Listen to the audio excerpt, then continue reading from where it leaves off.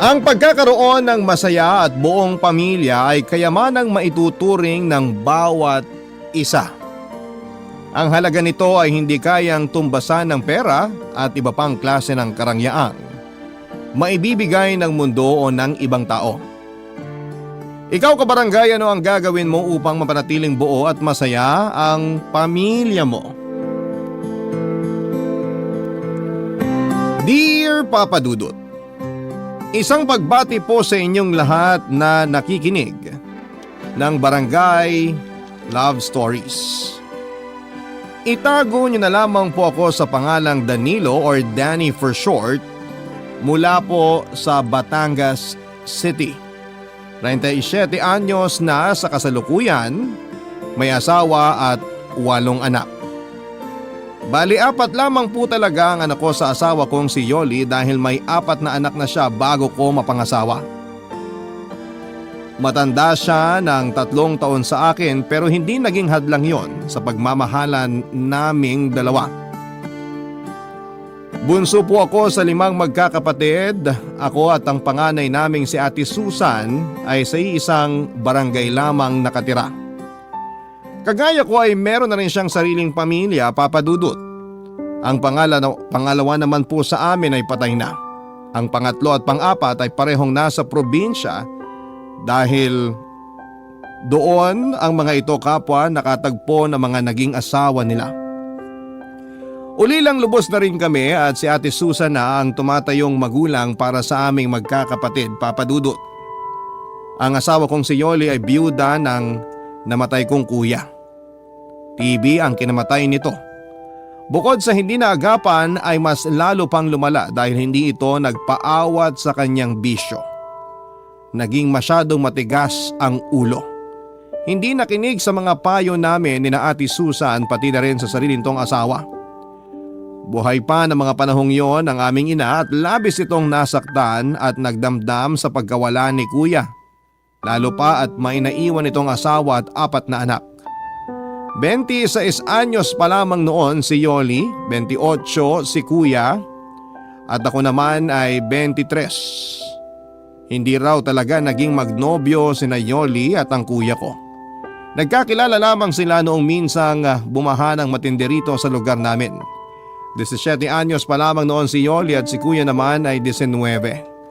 Hindi nagdalawang isip noon ng kuya ko na tulungan si Yoli. Binuhat niya ito hanggang sa makatawid sila sa kabilang ibayo, malapit sa palengke. Hindi narintanan ni kuya ang halos hanggang bewang at rumaragas ang baha pati na rin ang napakalakas na ulan. Kaya naman labis ang naging pasasalamat noon ni Yoli. Magkasama silang nagpalipas ng gabi sa palengke kasama ang iba pang mga kalugar naming lumikas at hinintay na humupa ang baha. Nang malaman ng isa sa mga tiyuhin ni Yoli ang nangyari ay kaagad na kinausap ang kuya ko at sinabihang kailangan itong pakasalan si Yoli sa lalong madaling panahon. Pero dahil parehas pa silang menor de edad ng mga panahon na yon, nagpa siyang buong pamilya ni Yoli na pagsamahin na lamang muna ang dalawa kahit na wala pang basbas ng simbahan. Bagamat wala namang dapat na panagutan si kuya lalo at hindi naman sila nagkaroon ng relasyon, ay wala na itong nagawa pa. Masyadong mahigpit ang pamilya ni Yoli at sinunod pa rin ang makalumang tradisyon pagdating sa pag-aasawa. Dahil daw nahawakan na ni kuya ang katawan ng dalaga nila ay kinakailangang magpakasal na ang dalawa. At makalipas nga ang 1 taon, 1 linggo lang halos matapos magdebo si Yoli ay kinasal na sila ng kuya ko. Wala naman daw pagsisisi si Yoli sa kabila ng maagang pag-aasawa dahil bukod sa magandang lalaki si kuya ay mabait din at napakasipag. Naging maayos ang pagsasama nilang dalawa hanggang sa nabiyayaan sila ng 4 na anak. Pero hindi raw akalain ni Yoli na kung gaano siya kaagang nakapag-asawa ay ganon din siya kaagang mabubiyuda, Papa Dudut.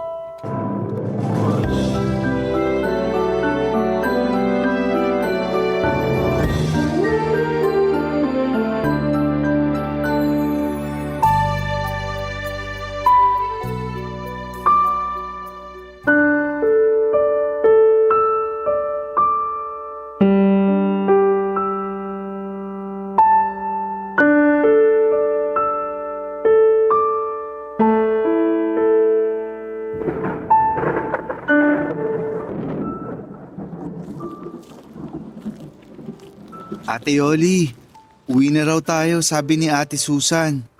Baka abutan pa tayo rito ng malakas na ulan. Kanina pa nagsialisan yung mga jeep na inarkila natin. Yung ibang mga kasabay natin sa sasakyan papunta rito. Doon na sa ibang jeep sumakay kasi gusto nang makauwi. Kaya ipinasundo ka na sa akin dito ni ate. Pagod na rin kasi siya at inaantok na. Tayo-tayo lang naman ang nagpalitan sa pagbabantay kay kuya mula una hanggang huling gabi ng lamay. Dito na lang muna ako, Danny. Hindi ko pa kayang iwanan ng kuya mo eh. Hindi pa rin ako makapaniwalang wala na siya. Hindi ko alam kung kaya ko bang tanggaping patay na ang asawa ko. Naiintindihan ka namin, te. Kahit naman kami, nahihirapan ding tanggapin na wala na si kuya. Pero kailangan mong magpakatatag para sa mga anak mo. Yun na nga eh. 4 ang iniwang anak ng kuya mo sa akin. Napakabata pa nila para maulila sa ama. Paano na kaming mag-iina ngayon? Paano ko bubuhayin ang mga anak ko kung ako na lang mag-isa? Nandito pa naman kaming mga kapatid ni kuya. Nandito pa ako. Hindi ko kayo pababayaan ng mga pamangkin ko. Hindi lang dahil pinangako ko yan kay kuya bago siya mamatay. Kusang loob kong gagawin yun kasi hindi naman kayo iba sa akin. Pero may sarili ka pa ring buhay, Danny. Lalo na't binata ka pa. Hindi mo naman kailangang obligahin ang sarili mo na gawin yun. Hindi mo kailangan saluhin yung naiwang responsibilidad ng kuya mo. Hayaan mo na lang ako sa gusto kong gawin, te. Nakapagdesisyon na ako. Hindi ako aalis sa inyo lalo na ngayong wala na si kuya. Delikado kung wala kayong kasamang lalaki sa bahay. Ewan ko, Danny. Hindi ko alam kung anong iisipin at mararamdaman. Napakabilis kasi ng mga pangyayari. Parang kahapon lang masaya pa kaming nagpaplano ng kuya mo para sa pamilya namin. Para sa kinabukasan ng mga bata. Tapos ngayon, nandiyan na siya sa ilalim ng lupa. Hindi na niya masasaksihan ng paglaki ng mga anak namin. Kung bakit naman kasi napakatigas ng ulo niya eh. Sinabi ko nang tigilan na ang pag-inom at paninigarilyo pero sige pa rin. Kung nakinig lang siya sa amin ni Ate Susan, edi sana buhay pa siya hanggang ngayon. Hindi na natin mababago ang mga nangyari nate. Siguradong may dahilan ng Panginoon kung bakit maagang nawala sa atin si kuya. Bilang ina, hindi ka dapat panghinaan ng loob. Kailangang mas maging matibay ka ngayon dahil 4 na bata ang umaasa sa'yo.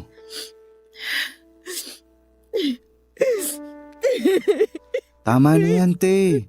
Tumahan ka na. Baka pag makita kang ganyan ng mga anak mo sa jeep mamaya, mag-iyakan din yung mga yun. Lalo na yung bunso mo. Magiging maayos din ang lahat. At gaya ng sinabi ko kanina, nandito lang ako. Hindi ko kayo pababayaan ng mga pamangkin ko. Maraming salamat, Danny. Sa totoo lang, napakalaking tulong mo sa amin lalo na sa mga bata. Hindi ko tuloy alam kung paano ako makakabawi sa'yo. Ano ka ba, te? Huwag mo nang isipin yun. Sino pa ba magtutulungan lalo na sa oras ng kagipitan kundi tayong pamilya rin naman, di ba? Tara na. Kanina pa sila naghihintay sa atin. Teka, magpaalam pala muna tayo kay kuya. Kuya, aalis na kami ha. Dadalaw na lang kami ulit. Huwag kang mag-alala. Ako na ang bahala kay Ate Yoli at sa mga bata. Mahal, maiwan ka na muna namin dito ha. Okay lang kahit gabi-gabi mo akong dalawin. Hindi ako matatakot. Sige mahal, alis na kami ha. Babalik din ako kagad sa isang araw.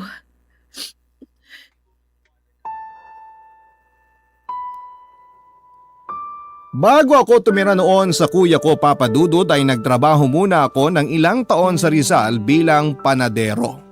Pero nang mabigo ako sa aking unang pag-ibig ay nagpasya akong umuwi muna rito sa Batangas. Para makalimutan ang babaeng nanakit sa puso ko at para na rin simula ng bagong kabanata ng buhay ko. Kargador noon sa palengke si kuya at paminsan-minsan ay isinasama niya ako para meron akong sideline. Hanggang sa isang araw ay may pinsang kami na nag-alok sa akin para magtrabaho sa pinapasukan nito bilang construction worker. Nagustuhan ko ang trabahong yon at tuwang-tuwa rin sa akin ang pinsan namin dahil masipag daw ako at mabilis matuto. Kaya naman tuwing may bago siyang project ay sinasama na niya ako palagi. Hindi na ako nakaalis kina kuya dahil maayos naman ang kita ko sa construction. Tuwing araw ng Sabado ay pumupunta kami kina Ate Susan para makipag-inuman sa aming bayaw. Dahil doon ay mas lalong naging matibay ang samahan naming magkakapatid. Kaya nang dumating bigla ang malaking pagsubok sa pamilya namin, ang pagkawala ni Kuya ay kami ni Ate Susan ang nagtulungan sa pag-aasikaso mula sa gastusin sa ospital hanggang sa pagpapalibing sa kapatid namin. Tinupad ko rin ang pangako ko kay Yoli na aalalayan at tutulungan ko siya sa pagpapalaki at pag-aalaga sa 4 na anak na naiwan sa kanya ni Kuya. Laking pasasalamat niya dahil nang mabiyuda siya ay sa kanila pa rin ako nakatira. Nakatulong ang pananatili ko kina Ate Yoli para mabilis niyang matanggap ang pagkawala ni Kuya. Para raw siyang nagkaroon ng bagong kapatid sa katauhan ko. Sinikap ko namang maayos na magampanan ang obligasyon ko bilang pangalawang ama ng aking mga pamangkin. Hindi maiiwasang pagtsismisan kami ng mga tao lalo na ng aming mga kapitbahay dahil kahit pa halos tunay na magkapatid na ang turingan namin noon ni Yoli, lalaki pa rin ako at biyuda naman ang hipag ko. Nilagyan nila ng mali siya ang pagiging malapit namin sa isa't isa. Nagpasya kaming huwag na lamang pansinin ang mga naririnig naming bulong-bulungan sa paligid at ang makahulugang mga tinginan ng mga tao tuwing magkikita kami na naglalakad sa may kalsada. Pero hindi ko rin naman sila masisisi dahil kung titignan ay para talaga kaming mag-asawa noon. Parang isang masayang pamilya, Papa Dudut. Close sa akin ang mga anak ni Kuya. Tuwing umaga ay inihahatid pa ako ni Yoli palabas ng eskinita at kung minsan ay hanggang sa paradahan pa ng tricycle dahil habol ng habol sa akin ang bunso nila ni Kuya. Hanggang isang araw ng Sabado ay napilit ako ng pinsang kong sumama sa bahay ng isa naming katrabaho. Birthday daw kasi nito at naghahanda para lang sa amin. Nag-alala ako dahil alam kong hinihintay ako ni Yoli at ng mga bata lalo na at kapag ganong araw ng sahod ay palagi akong may pasalubong sa kanila. Pero dahil nga sa napasubo na ako ay sa pinuntahang birthdayan ay hindi na iwasang naparami ang inom ko noong magkasarapan na. Inihatid pa ako ng pinsan namin pauwi kina Yoli dahil lasing na lasing ako.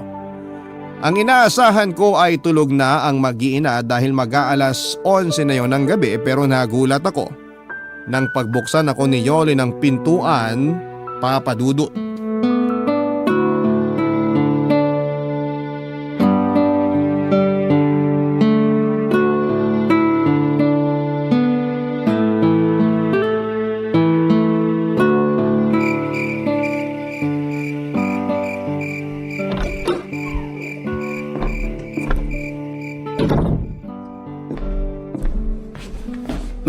Bakit gising ka pa, Ate Yoli? Gabing-gabi na. Oo nga gabing-gabi na pero kauuwi mo lang. Hinihintay kita kaya gising pa ako. Naku, pasensya na kayo. Wala akong nabiling pasalubong ngayon. Yung mga bata, kamusta? Napuyat kaya hintay sa'yo yung mga bata lalo na si Bunso. Dati naman palagi ka maaga kahit Sabado. Saan ka ba galing? Nag-alala tuloy ako sa'yo kasi ngayon ka lang umuwi ng ganitong oras. Talaga? Nag-alala ka sa akin? Oo nga, nag-alala ako kasi akala ko kung napano ka na. Teka, hindi mo pa sinasagot yung tanong ko kung saan ka nang galing ah. Mukhang lasing na lasing ka. May hindi ka ba sinasabi sa akin? May problema ba? Naku, wala namang problema. May nag-birthday lang kaming katrabaho kaya ayun, napilit nila akong sumama at uminom. Hindi na tuloy ako nakabili ng pasalubong para sa inyo. Naku, wag mo nang isipin yung pasalubong. Ang mahalaga, nandito ka na at ligtas ka na nakauwi. Ano, kakain ka pa ba? Tinirang kita ng ulam, bopis na manok, yung paborito mo, maanghang. Wow, talaga? Sayang. Ang sarap sana ng bopis, kaya lang busog na ako, te. Maraming handa sa pinuntahan namin. Bumaha rin ng alak kaya nalasing talaga ako. Sa pulutan pa nga lang busog na ako. Lalo na sa inihaw na liempo at sabaw ng goto. Ganun ba? E di ililigpit ko na itong mga pagkain. Bukas mo na lang kainin, hindi naman ito mapapanis. Salamat sa paghintay na makauwi ako, Ate Yoli ha. Salamat din sa bopis. Kahit bukas ko pa matitikman. Alam na alam mo talaga paborito ko. Wala yon. Napakalit na bagay kumpara sa lahat ng tulong at sinakripisyo mo para sa aming mag-iina. O siya, bago pa tayo magkaiyakan dito aakit na ako. Kanina pa ako inaantok. Nilabanan ko lang kasi walang magbubukas ng pinto pagdating mo. Magpalit ka muna ng damit mo bago ka matulog ha. Sandali lang, Ate Yoli. O bakit? Nasusuka ka ba? Oy naku, yan ang problema kapag nasobrahan kayong magkapatid sa pag-inom. Sukahin kayo Hindi naman kita pinagbabawalang uminom, lalo na't binata ka. Pero sana sa susunod, huwag ka na magpapakalasing. Oo, nasusuka ako pero hindi dahil sa alak. Nasusuka ako sa pagmumukha ng kumpare nyo ni Kuya. Balita ako, dinidiskartehan ka raw nun. Paprangkahin na kita, Teoli. Hindi ko siya gusto para maging kapalit ni Kuya. Ano bang pinagsasasabi mo? Huwag mong sabihin niya ng dahilan kung bakit ka naglasing. Hindi yun ang dahilan. Bigla ko lang naalala ngayon yung tungkol doon, kaya nabanggit ko sa'yo. Kung gusto mo mag-asawa ulit, andito naman ako, ate.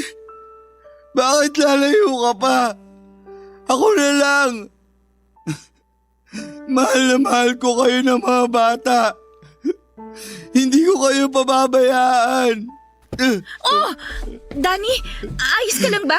Ano nangyari sa'yo? Bakit bigla ka natumba? Tumigil ka na nga sa pag-iyak mo dyan. Ay, halika na. Aalalayan kita para makahiga ka na. Ano, kaya mo bang tumayo? Ha?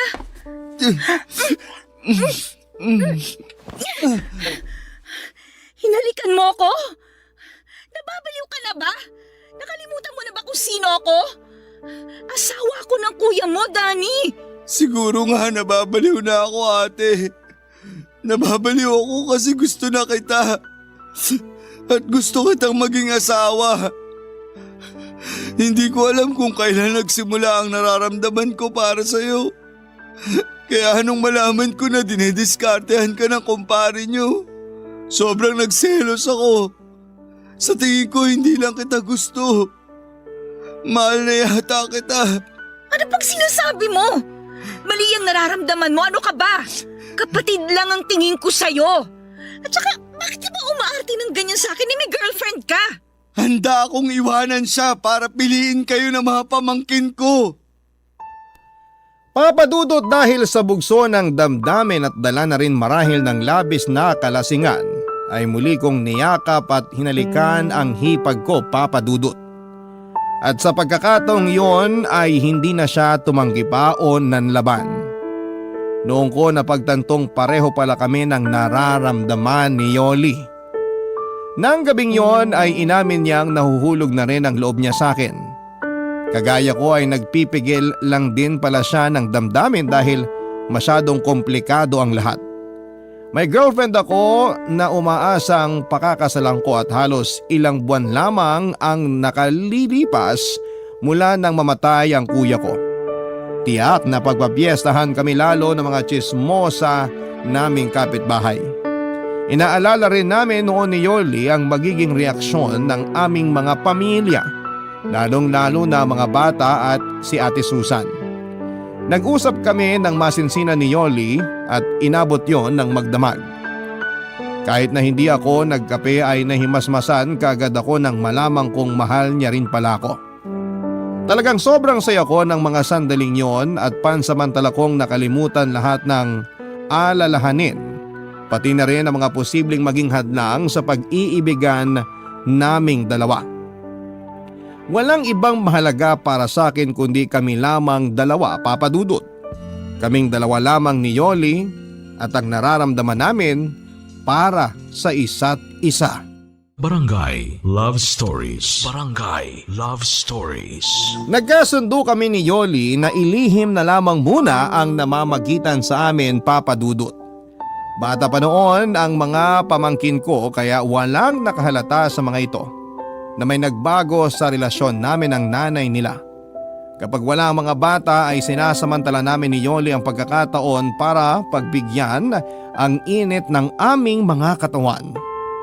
Kapwa naming alam na hindi pa dapat kami umabot sa ganong antas dahil wala pang isang taon mula nang mabiyuda siya pero hindi namin kinaya pang pigilan ang aming mga sarili. Maputi si Yoli, tuwid ang itim at hanggang balikat niyang buhok at medyo malaki ang mga mata. Pero bumagay naman sa hugis ng kanyang mukha. Sakto lamang din ang height niya at maganda pa rin ang hubog ng katawan kahit 4 na ang anak. Kaya hindi nakapagtatakang marami ang umaaligid noon sa kanya nang mamatay si kuya. At isa nga ako sa mga nahumaling sa alindog ng hipag ko. Aminado akong mas gwapo sa akin ang kuya ko lalo at pinaglihiraw ito ni inay kay Santo Niño. Pero nabihag din naman si Yoli ng pagiging chinito ko. Medyo may kapayatan ang aking katawan pero matangkad ako at makisig tingnan. Kulot ang aking buhok na namana naming lahat na magkakapatid sa aming ama. Hindi nalalayo sa itsura ko ang mukha ng aking mga pamangkin kaya parang talagang nagmula sila sa akin. Hanggang sa dumating na nga ang araw na kinakatakutan namin. Lalong-lalo na ni Yoli. Nakarating na sa panganay kong kapatid na si Ate Susan ng chismis tungkol sa amin ng aking hipag. Isang araw ng Sabado pag uwi ko galing trabaho ay naabutan ko si Ate Susan sa bahay. Kausap ang namumutlang si Yoli, Papa Dudut.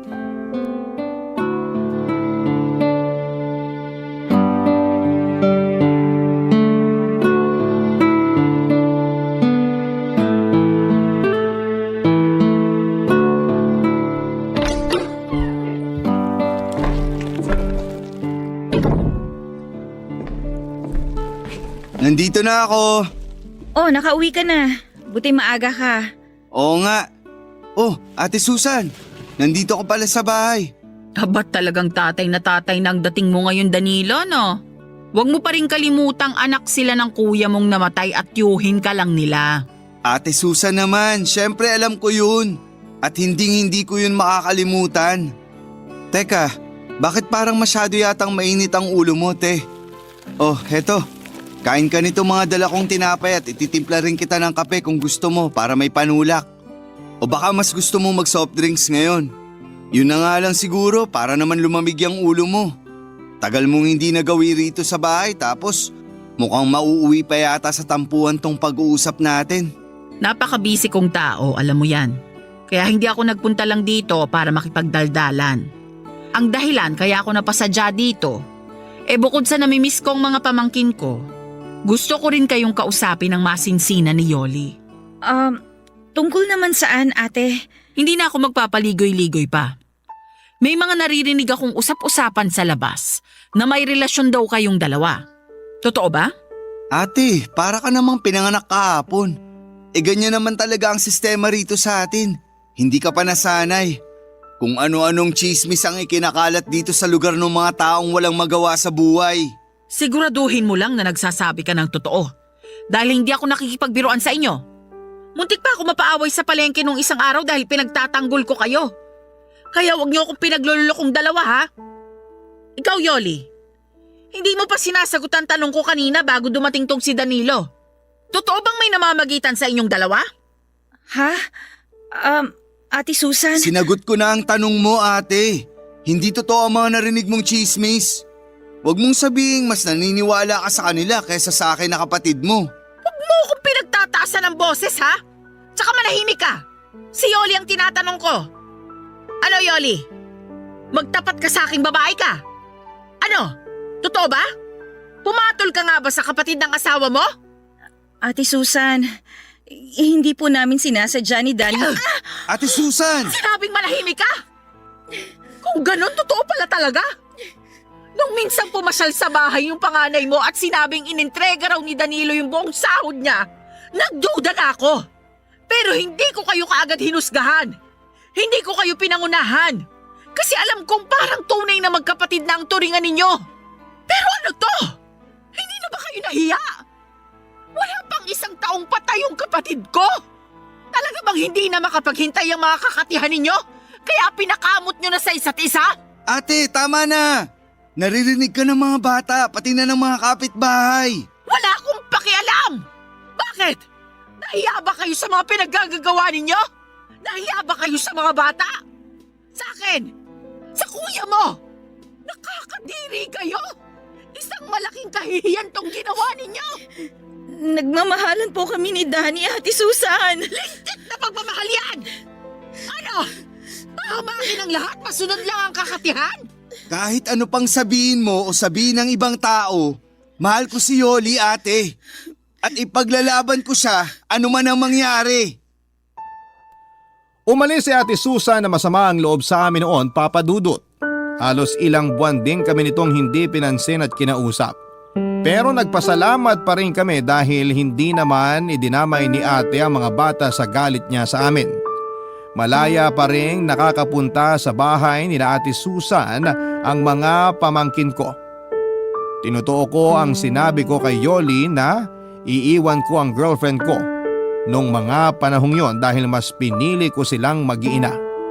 Tinanggap ko na lamang ang galit ng ex ko pati na rin ang pamilya nito.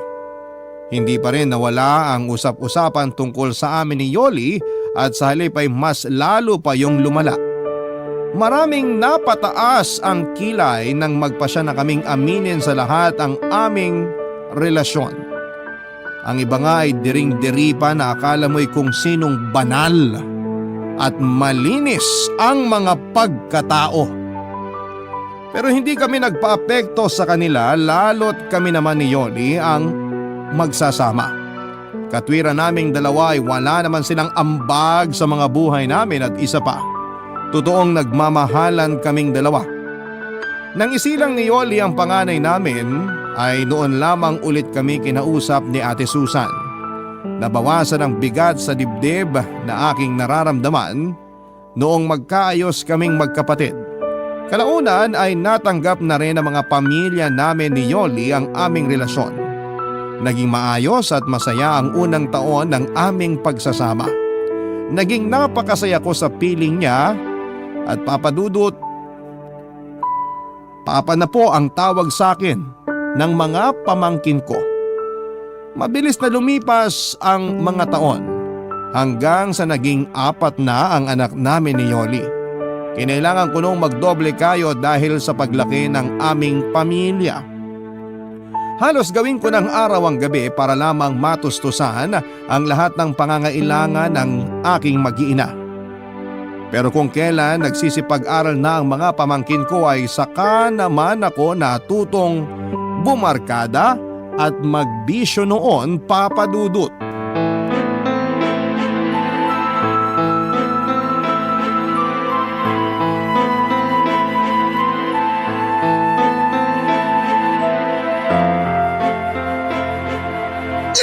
Ano ba, Danny? Ang aga-aga nagwawala ka dyan. Hindi ka na nahiya sa mga kapitbahay natin. May mga natutulog pa ng ganitong oras, oh. Ano naman ngayon? Sa mainit ang ulo ko eh. Paano ba naman? Nagpapakapagod lang pala ako sa wala eh. Ni hindi ko man lang mapakinabangan yung pinaghirapan ko.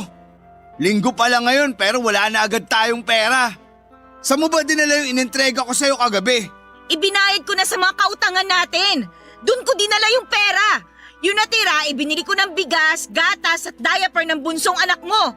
Hindi ko na nga nabayaran si Ate Susan sa mga nautang kong pamasahe mo mula Lunes hanggang Sabado eh. Wala ka ng ibang bukang bibig kundi ibinayad sa utang.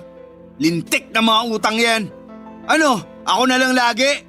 Ako na lang aasahan nyo sa lahat ng mga gastusin dito sa bahay?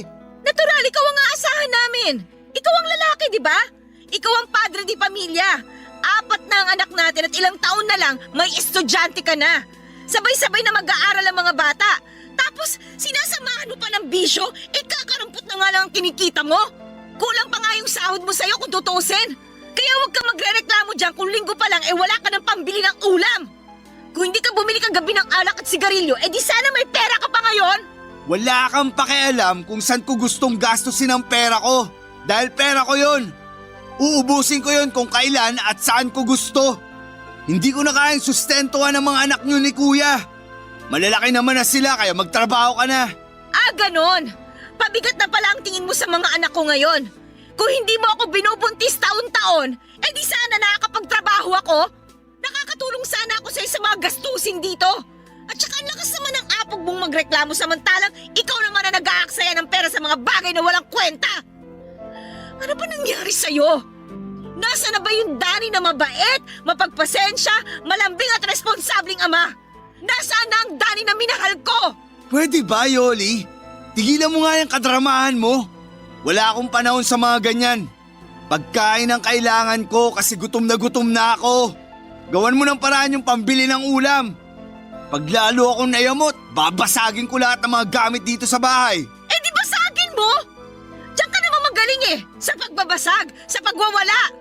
Sige, magbasag tayo, Danny. Tutulungan kita para maubos lahat ang gamit natin na ipinundar natin. Akala mo ba, ikaw lang ang nahihirapan? Sawang-sawa na rin ako sa ganitong buhay. Pagod na akong intindihin ka. Kaya mas mabuti pang sabayan na lang kita sa pagwawala mo. Itong pinggan, babasagin ko sa harap mo. Hinahamon mo ba akong babae ka? Sige, basagin na natin lahat ng mga plato. Pati itong bahay, wawasakin ko. Ulam lang ang hinihingi ko sa'yo pero lalo mong pinaiinit ang ulo ko. Lalo mong inubos na titirang pasensya ko. Nagising ang mga bata dahil sa gulo namin ni Yoli habang nag-aaway papadudot. Malakas na nagsipag-iyakan ang mga ito, lalo na ang aming bunso. Nagsilabasan maging ang aming mga kapitbahay. Ang iba ay umawa at ang iba naman ay nakiosyoso lamang sa mga nangyayari. Marahil ay nagulat ang mga ito dahil yon ang kauna-unahang pagkakataong nag-away kami ni Yoli at sa sobrang galit ko ay napagbuhatan ko rin siya ng kamay papadudot. Hindi ko alam kung paano nakarating sa pinsang kong kasama ko sa trabaho ang tungkol sa nangyaring gulo. Basta bigla na lamang itong dumating at hinila ako palabas ng bahay. Ang buong akala ko noon ay susuntukin ako ng pinsan ko pero hindi naman ganon ang ginawa nito. Kinausap lamang ako ng masinsinan hanggang sa ako ay mahimasmasan. Hindi umalis sa amin ang aking pinsan hanggat hindi kami nagkakaayos ni Yoli. Sinsero akong humingi ng tawad sa kanya at pinaliwanag kong nadala lamang ako ng emosyon. Nangako rin ako kay Yoli na hindi na mauulit ang mga nangyari. Lalo at kitang-kita ko noon ang takot sa mga mata ng aking mga anak, papadudot. Barangay Love Stories. Barangay Love Stories. Papadudod sa paglipas ng mga araw ay mas lalo pang lumala ang pagkalulong ko sa barkada at sa bisyo. Hindi na lamang sa alak at sigarilyo na uubos ang pera ko dahil natuto na rin po akong gumamit ng ipinagbabawal na gamot. Napakabilis uminit ng ulo ko lalo na kapag hindi ako nakakatikim ng droga. Umabot na sa puntong pati ang mga bata ay napagbubuhatan ko na rin ang kamay. Doon na nagpasya si Yoli na maghanap ng trabaho. Dahil kung hindi niya yon gagawin ay mamamatay sila sa gutom ng mga anak namin. Ipinasok siya ng isa naming kapitbahay kina Mang Densyo, isa sa mga pinakamayaman sa aming lugar. 65 anyos na ito ng mga panahon na yon at biyudo.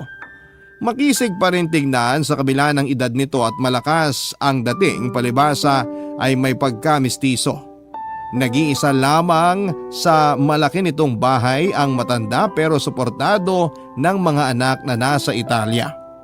4 ang anak ni Mang Densyo at ang 3 ay sa ibang bansa na naninirahan. Isa na lamang ang naiwang anak nito sa Pilipinas, ang bunsong lalaki na nag-aaral ng kolehiyo. Nung una ay 3 beses lamang kung magpunta si Yoli sa malaking bahay para maglaba at mamlansya.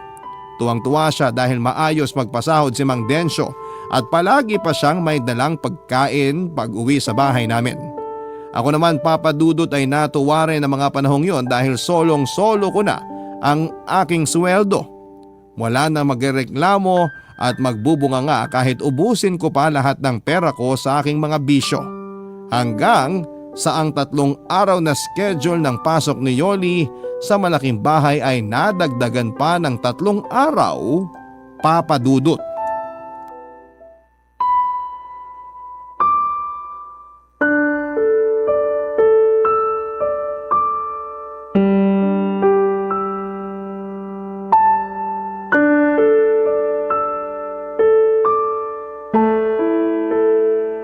Oh, ayan ka na naman, Yoli.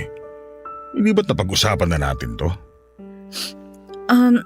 Oo, pero parang hindi ko kayang gawin eh.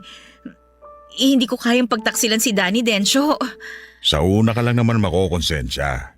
Kapag tumagal masasanay ka na rin. Kahit naman may edad na ako, malakas pa ang tuhod ko. Maniwala ka, Yoli. Kayang-kaya pa kitang paligayahin. Baka nga ako pa ang kauna-una ang makapagdala sa'yo sa tinatawag na ikapitong langit. Pero Densyo, mahal ko si Danny. Ano pang mukhang ihaharap ko sa kanya at sa mga anak namin pagkatapos nito? Hindi naman niya malalaman. Walang makakaalam. Sikreto lang nating tong dalawa, syempre. Bakit? Sasabi mo ba sa kanya na may relasyon tayo? Ikukwento mo ba kay Danny ang mga gagawin natin dito sa loob ng motel? Oh, syempre hindi. Bakit ko naman ikukwento yung tungkol sa atin? Hindi pa ako nasisiraan ng ulo para gawin yun, ano? Yun naman pala Eh di wala nang dapat problemahin pa. Alam mo, kung ako sa'yo, relax ka lang. Hindi naman ako nangangagat. Hindi rin ako nananakit.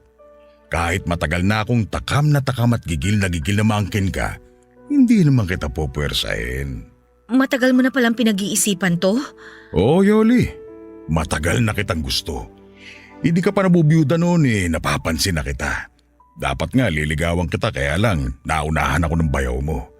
Mas bagay sana tayo kasi biyudo ko tapos biyuda ka naman. Maganda sana ang kombinasyon nating dalawa. Hindi ko alam kung anong sasabihin ko. Wala ka namang dapat sabihin. Ang totoo niyan, may isa akong inutusang tao para subaybayan ka. Ganoon kita kagusto. Kaya nung malaman kong problemado ka kay Danny, lalo na sa pera, sinabi ko sa tao ko na alokin kang pumasok sa akin bilang labandera. Kung ganun, pinlano mo lahat ito, Densyo? Oo, at wala akong pinagsisisihan sa mga ginawa ko. Dahil bukod sa natutulungan kita, palagi pa kita nakikita at nakakasama sa bahay. Parang asawa na rin ang tingin ko sa'yo. Ikaw kasi ang nag-aasikaso ng lahat sa bahay at ng mga pangangailangan ko. Totoo ba talaga ang mga sinabi mo, Densyo? Oo, Yoli. Totoo lahat ng mga sinabi ko. Kung pwede nga lang kitang pilitin na sumama na lang sa akin. Ang laki ng bahay ko at mag-isa lang ako ron. Pwede kang tumira sa akin kahit isama mo pa ang mga anak mo. Kapag nakapagtapos na ng kolehiyo ang bunso ko, lilipad na siya pa Italia. Napetisyon na siya ng mga kapatid niya ron. May iwan na talaga ako mag-isa sa bahay. Malungkot mag-isa. Hindi pwede. Hindi ko iiwan si Danny para tumira sa bahay mo kahit gaano pa yung kalaki. Kahit gaano ka pa kayaman. Alam ko naman yun. Kaya nga kontento na ako na nakikita kita araw-araw. Mabuti na lang talaga at pumayag ka magtrabaho sa bahay ng 6 na araw sa loob ng 1 linggo. Alam mo ba, lagi kong pinagpapantasya na may nangyayari sa ating dalawa sa kama ng guest room ko. Madalas tuwing naghahanda ka ng pagkain sa kusina, doon tayo sa may lababo. O kaya sa sopa, sa lahat ng sulok ng bahay. Iniisip ko itsura mo habang pinaliligaya kita at pinaliligaya mo ko. Densyo! Pero dahil ginagalang kita, ay nagpigil ako. Matinding pagpipigil sa sarili ang ginawa ko. Alam mo ba yon? Kaya nang pumayag ka mag-motel tayo ngayon, halos mapatalon ako sa sobrang kaligayahan. Sa wakas, mapapasaking ka na rin. Matutupad na ngayon ang lahat ng mga pantasya ko noon. Ang bango mo talaga. At ang sexy mo rin sa suot mo ngayon. Lalo ko nang gigigil sa'yo. Sandali lang, Densyo. Tumatakbo ang oras. Sayang naman kung mauubos lang sa kwentuhan natin, di ba? Pwede naman nating ituloy yung pag-uusap natin mamaya pagkatapos nating paligayahin ang isa't isa. Alam mo ba na pinagandaan ko talaga ang araw na to sa sobrang kasabikan ko? Anong ibig mong sabihin? Meron akong ininom kanina sa bahay. Alam mo na, pampatibay ng resistensya. Pampalakas ng tuhod. Alam ko kasing mapapalaban ako ng matindi ngayon, kaya dapat hindi ako mapahiya sa'yo. Ay naku, ano naman yung ininom mo? Baka kumapano ka niyan. Sana nagbalot ka na lang. Pampalakas din naman yun ng tuhod eh. Mas mabisa sa balot yung ininom ko, kaya ihanda mo ng sarili mo, Yoli. Tiniti ako sa yung hindi mo malilimutan ang gabing to. Sandali, lalakasan ko lang yung aircon para mas malamig. Relax ka lang muna dyan, ha?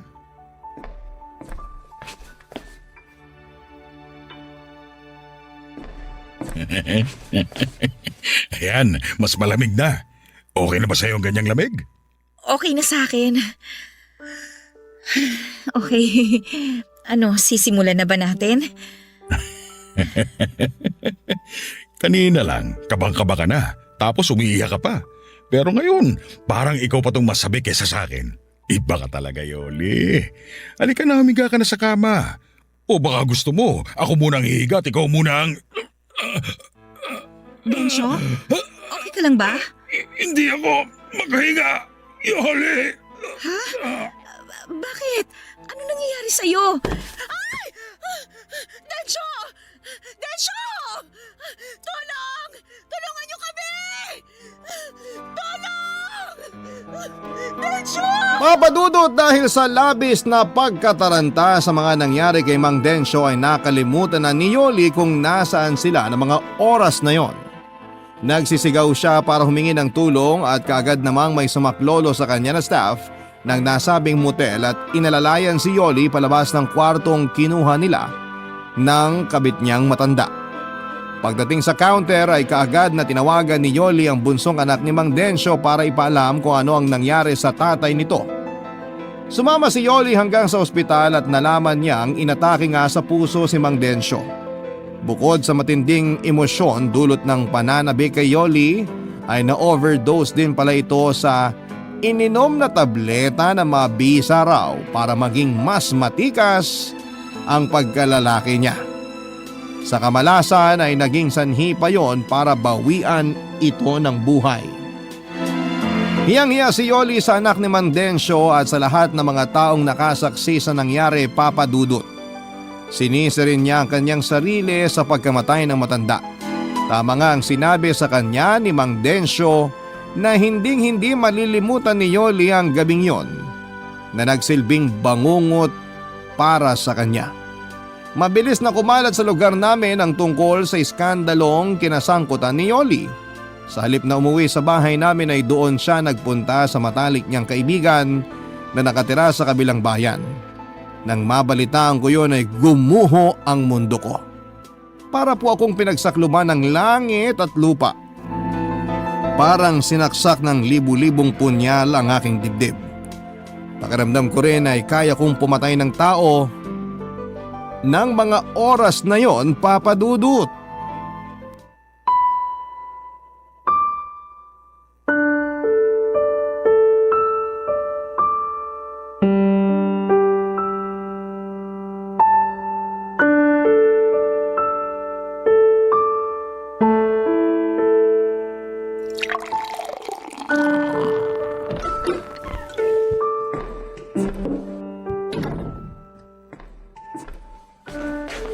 Magaling! Napakagaling! Wala na nga kayong malamon. Nagagawa mo pang lumaklak ng alak, Danilo. Tinamaan ka talaga ng lintik, ano? Naku!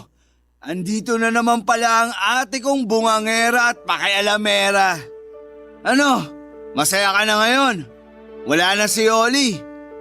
Hindi na umuwi rito mula nung matigok sa motel yung kabit niyang matanda. Sira na ang pamilya namin. Masaya ka na ba, ha, Ate Susan?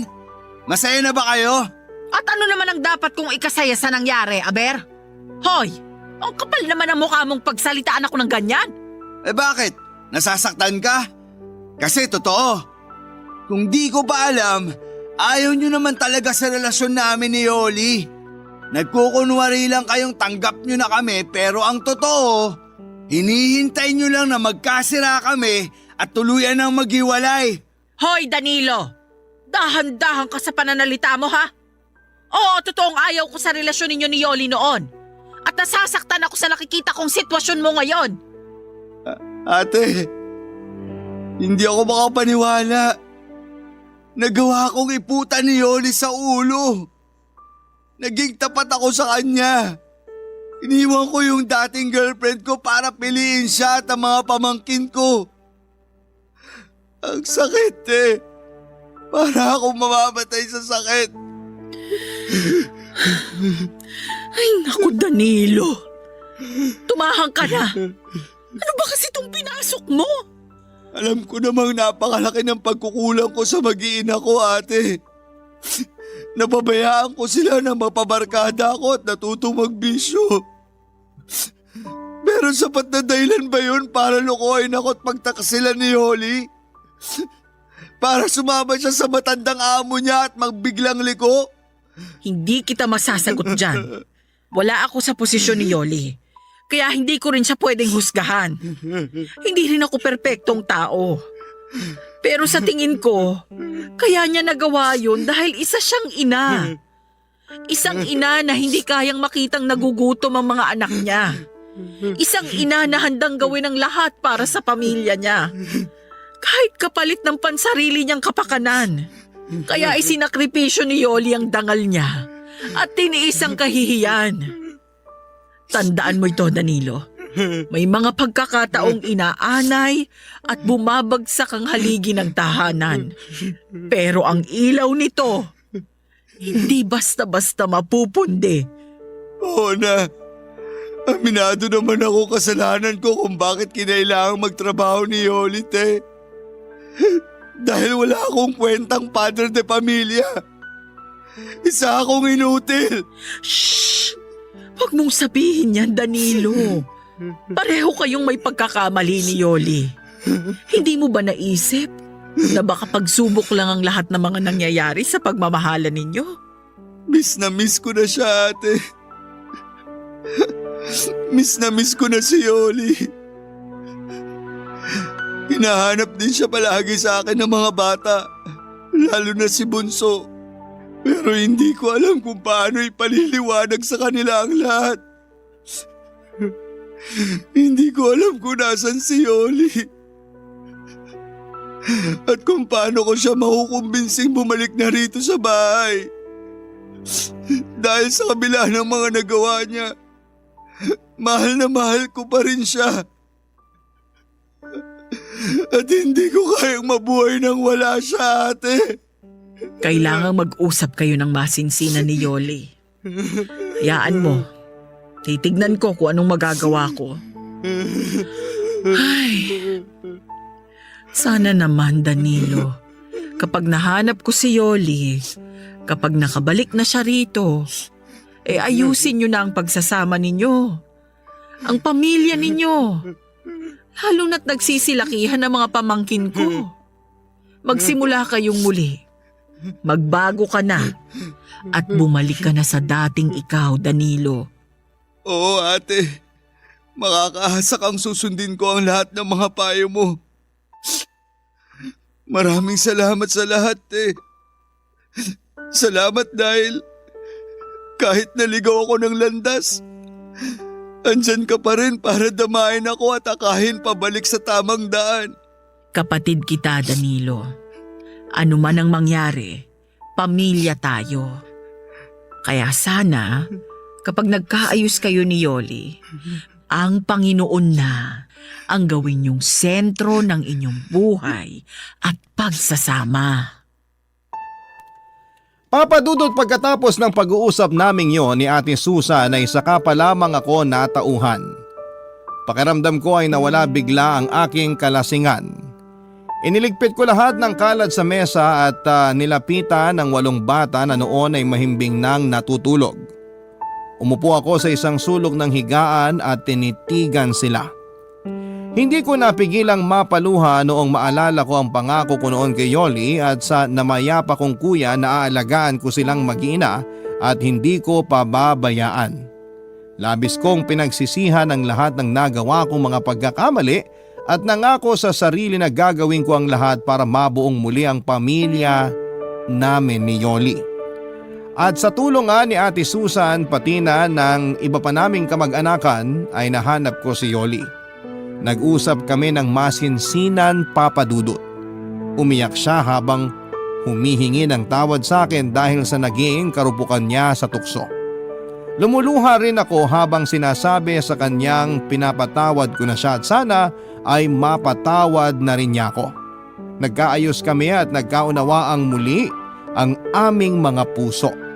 Nagtiwala siya sa pangako kong magbabago na ako at kakalimutan ang mga barkada maging ang lahat ng aking mga bisyo. Noong umuwi ako sa bahay kasama si Yoli ay halos mag-unahan ang mga bata sa pagsalubong sa kanilang ina.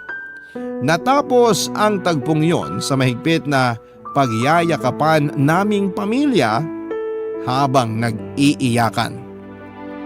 Ngayon, Papa Dudut, ay kasal na kami ni Yoli at magkatulong sa paghahanap buhay para matustusan ang pag-aaral at iba pang mga pangangailangan ng 8 naming mga anak. Kagaya ng payo sa akin ni Ate Susan ay ginawa naming sentro ng aming buhay ang pagmamahalan at ang Panginoon. Ang 6 na araw na para sa pagtatrabaho ay nakalaan para sa aming hanap buhay at ang linggo naman ay para sa aming pamilya. Kinalimutan na po namin ang mga hindi magandang nangyari sa nakaraan. Sa hirap at ginhawa ay magkasama naming haharapin ang mga pagsubok, Papa Dudut. Maraming salamat po sa pagbabahagi ng aking kwento ng pag-ibig, buhay at pag-asa. More power po sa Barangay Love Stories at sa Barangay LS. Ang inyong forever kapuso at ka-barangay, Danny. Nagustuhan ng iyong napakinggan? Ituloy yan via live stream sa www.gmanetwork.com/radio. Barangay LS 97.1 Forever